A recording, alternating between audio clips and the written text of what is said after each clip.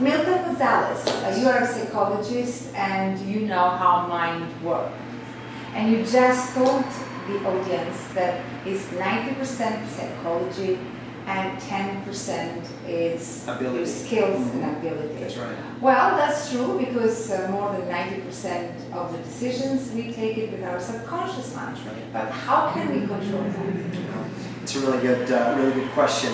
And actually, it's 40 bits of information per second that is processed in the conscious mind, 40 million bits of information that is processed in the subconscious mind. The subconscious mind is developed, and you know this very well, between the ages of 0 through 7. That's when the subconscious mind is very active, and actually much more active, of course, than the conscious mind. The conscious mind is barely being formed.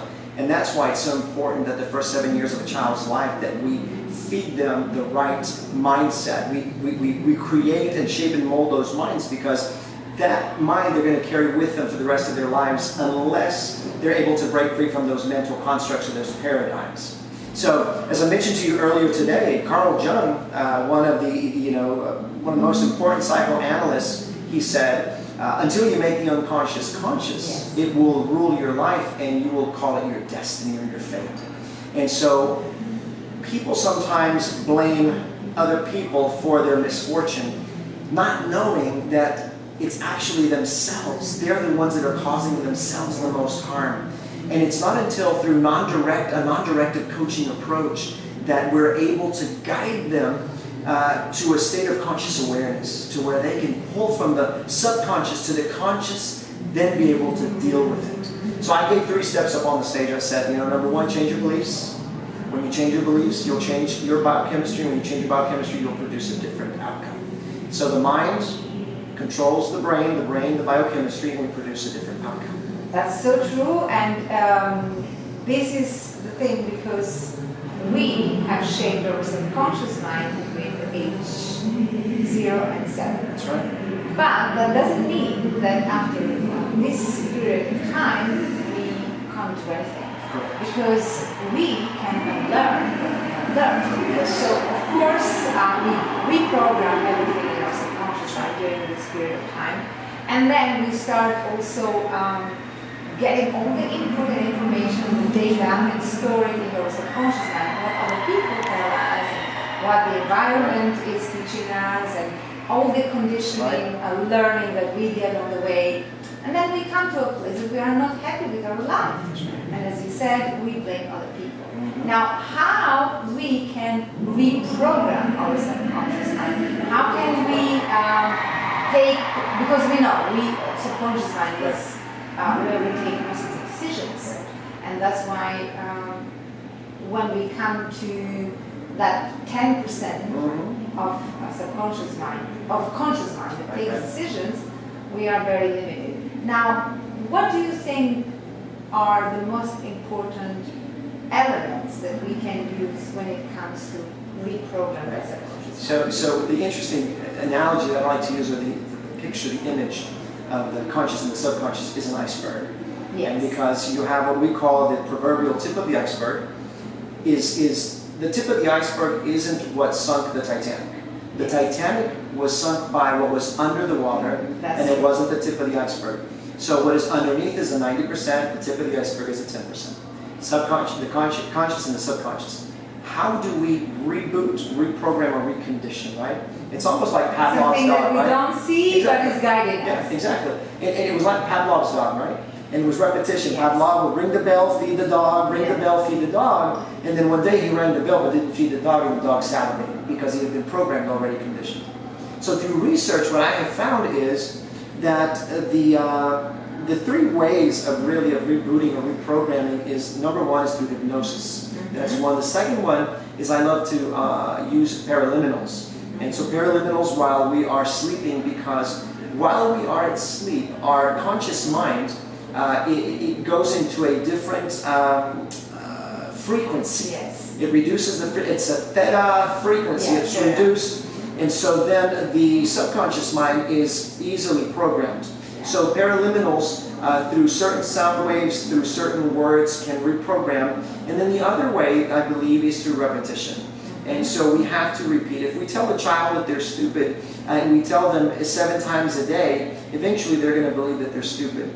But it really doesn't matter. You know, I think Einstein said if you judge a fish by its ability to climb trees, yes. the fish will think it's stupid, right? And so repetition is another way. And so the last 45 minutes of the day and the first 45 minutes of the day, those are the most crucial ones, because whatever we think about, I tell people, stay away from tablets, phones, TVs, and all these things. And so the last 45 minutes are crucial, because what we think about those 45 minutes, we carry on over into our sleep.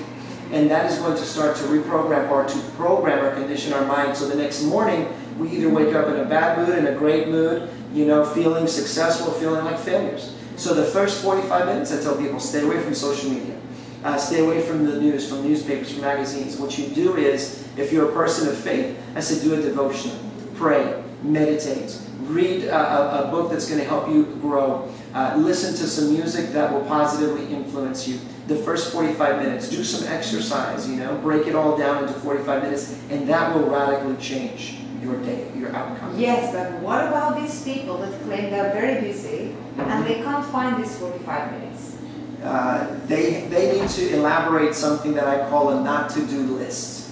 So everyone has a to-do list, and they love checking off the items. What they need to do is create a not-to-do list, because there are so many things in our life, maybe more than 35-40% of the activities in which we engage on a daily basis that we should not be engaging in.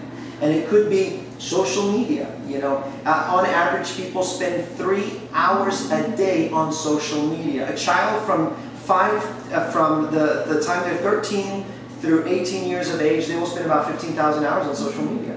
So there are things that they need to check off of their not-to-do list in order to make time for those things. If a doctor told them, look, if you don't make time, you're going to die tomorrow, do you think they would change it? Absolutely, right?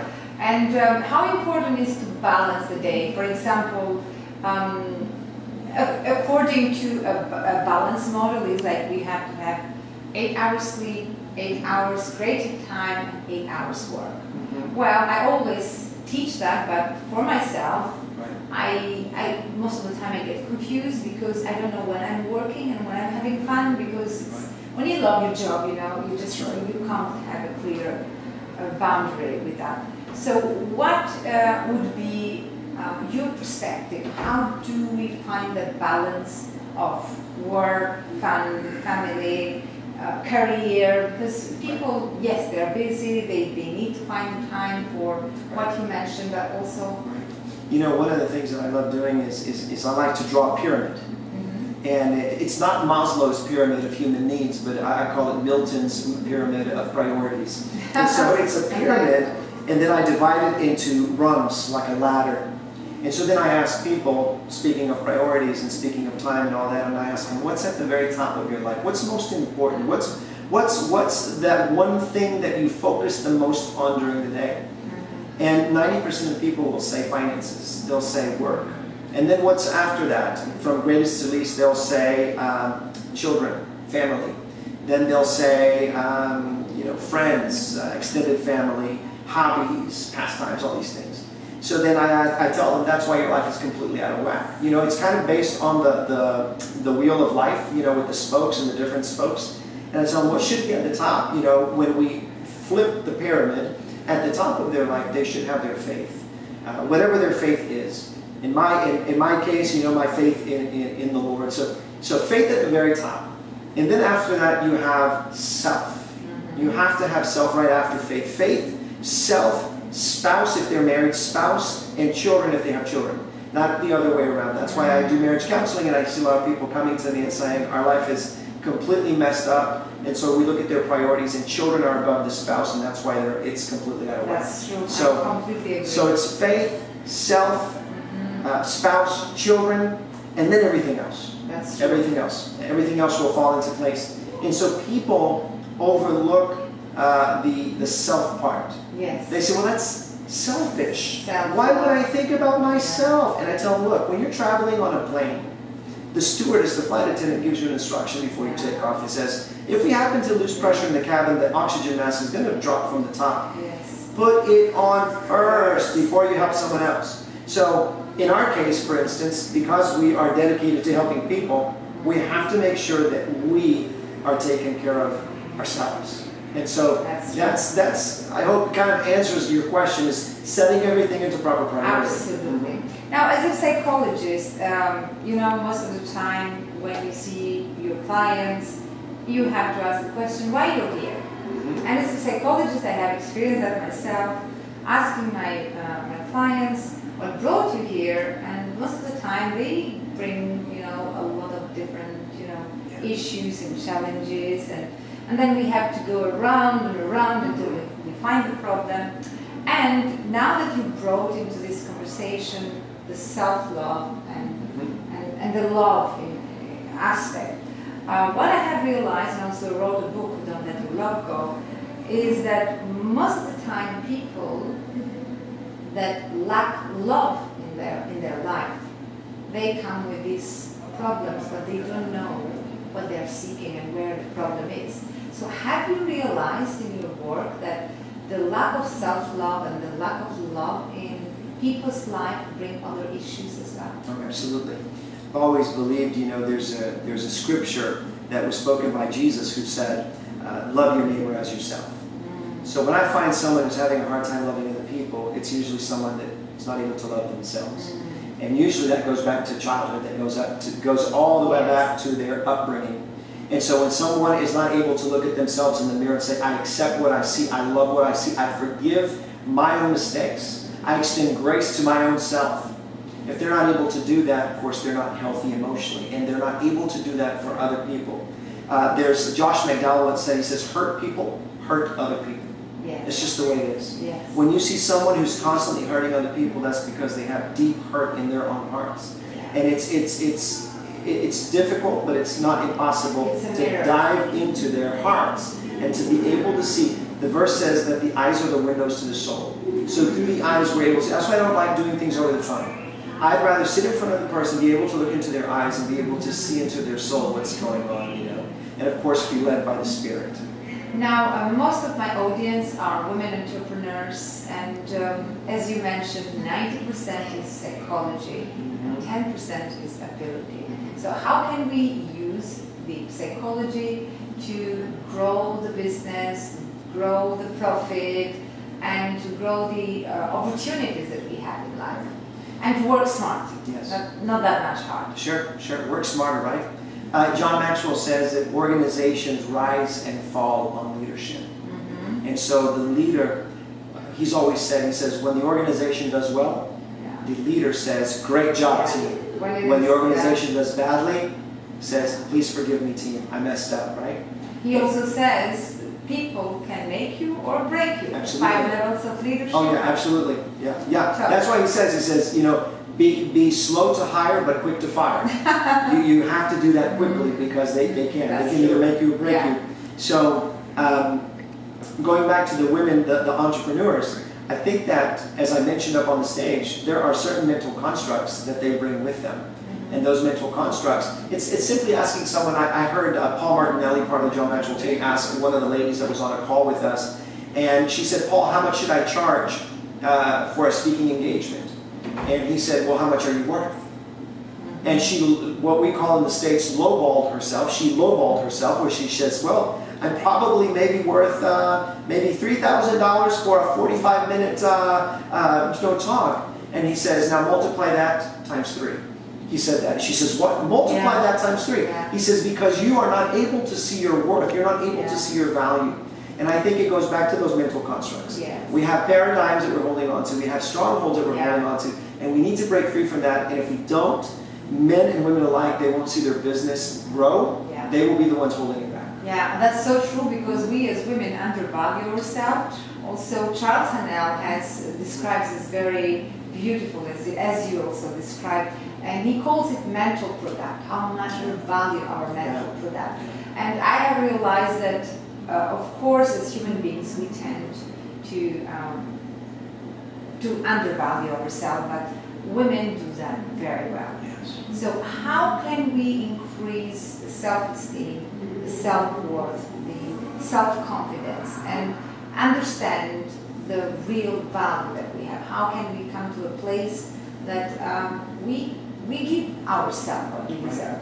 I think that we, because I include men alike in this situation, the first thing is to understand that we need to be our greatest cheerleaders. We need to be our greatest encouragers. Because there's going to come a point in a time where that cheerleader, that encourager, that motivator is not going to be there. There's a story that I love that's in the Old Testament, and it talks about David the king. And King David is coming back from fighting the Philistine army, and they came back victorious. And they had left their families and their children in a campsite called Ziklag. They had left them there temporarily. So they came back victorious because they had done really well, and they thought that there was going to be a big party. But when they got there, they noticed that everyone was gone, that everything had been destroyed, because at the midnight hour the night before, the Amalekites, another group, came and they took everyone. And so David is with all of his mighty men, and he's on his horse, I'm guessing on his horse, and they're all crying. And the scripture says that they cried until they had no more tears. They were completely discouraged. Completely discouraged. And there was no one around to encourage them, because now it was the leader's fault. So the men started to say, we need to kill David, our leader, because of his fault. We have lost our women and our children and our possessions. But this is the part that I love. It says that David went and found a place to be alone. And this is what it says. And David encouraged himself in the Lord his God, and in him found strength. He said, encouraged himself. We have to get to the point where we can encourage ourselves. Whether we're believers or not. In my case, I focus on what Scripture says about me. I remind women what it says about them. You're a child of the Most High God. You're fearfully and wonderfully made. You're the apple of His eye. You're His masterpiece. Once we are able to do that for ourselves, then things will start to change. I don't want to depend on other people to encourage me. I need to encourage myself. Everything changes. We're taking actions. Right. And before we close, I'm very curious to know a little bit more about your story. You shared a little bit in the stage, and women love stories. Yes. So, and personal stories Right. are even more powerful. You shared on the stage that you had a battle with your wife. Yes. And you lost that battle. Yes. But suddenly you see another light That's right. coming into your life. Yes. And I believe that it's because also from the power of belief. Yes. So you have created your destiny. Yeah. How can we come to that place? Yeah. And tell us how you do it. I had to hear it. You know, it was 17 years of marriage, 15 years fighting cancer. And the day before she passes away, she tells me 3 things. Live life in such a way that when you die, the preacher doesn't have to lie about you. She said, live a life to add value to others, and live life purposefully, not accidentally. But she also said this. She says, Milton, I'm leaving, but you're staying. I've prayed that God will bring a woman into your life. When you see her, you will know who she is. Don't reject her. You need to continue with your life. See, she planted that seed in my mind. She planted that seed in my heart. Perhaps I would have held back, but she gave me almost permission to do that, without feeling that I was rejecting her memory or dishonoring her memory. She said, you're going to see her and you'll know who she is. And when I saw her a year and 3 months later, as I was at the church saying goodbye to the church members, I saw this visitor who came around the corner, and as soon as I locked eyes with her, I knew she was the one. And I shared with you that she came up to me and I said, so welcome to our church. What is your name? She said, Elena. I said, Elena, nice to meet you. May I ask you a question? She said, sure. I said, are you married? And she said, excuse me, Pastor? I said, are you married? She said, no. Why? I said, I just wanted to know. And then a few months later, we started dating, and then eventually we got married. And so one thing that I didn't share is that I have a 27-year-old son and 2 grandkids, but I also have a 6-year-old son. Wow. So 27 and 6-year-old. That's incredible. And that's because of my second marriage. So she planted that seed in my heart. She says, it's okay. It's okay. Go ahead and move forward. So it's a beautiful story. But through that 15-year struggle with Hodgkin's lymphoma, I learned so many things. And I learned things like, you know, that circumstances don't define people. Yes. Choices define Yes. us. We are the choices that we make. Yeah. That we are the product of our own decisions and our choices. You know, I went back to that progression of our thoughts that says that the thoughts that we have become our words. Yes. And whatever we speak Words produce... become behaviors. Exactly, and you're right there. Attitude.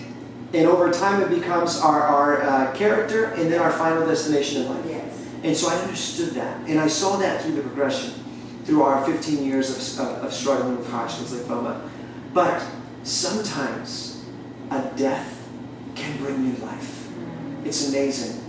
It's amazing. You know, we were able to say goodbye. We were able to celebrate her going away because in my faith system, in my belief is I know that someday I will meet up again. And so she gave me that permission and I took it and I ran with it. A very powerful statement saying, let it go when it's going and let it come when it's coming. That's right. And most of the time, this is what we need to do because sometimes we just put pressure on the presence that, and the way that we experience things, and we don't allow new things to come into our life. But in order for something new to come in, something old has to go out. That's right. So I really admire your wisdom, and I appreciate everything you shared with us. And just before we close, 3 last tips that you would give to women entrepreneurs, men as well, but this is an audience maybe for women. Okay, this is going to be for all the ladies out yes, there. I call them darlings. Darlings. This is for the darlings. But I can't say it with that beautiful accent. This is for the darlings. Well, we have one of our directors. She has Spanish accent. Okay, great. And when we were struggling to remember the names of all these ladies, now that we have a club around the world, she said darlings. She's not able to say darling. And she says with double, triple R, darling. I have a solution. I call everybody darling. So this is for our darlings with your accent, Spanish accent. This is for all the darlings. Now I would say in Spanish, this is para todas mujeres hermosas. So you said 3 things. Okay. Okay, 3 things. You can't give what you don't have. You can't teach what you don't know. And you can't guide someone to a place that you've never been to before. So in order for you to do that, you need to get better. Wow, that is the most powerful message that we could say just to close this. And hopefully I will invite you for a live speech somewhere. I would love that. I would love that. I would love that. Thank Absolutely. you. Thank you so Milton much. Gonzalez. Thank you. And we'll come back with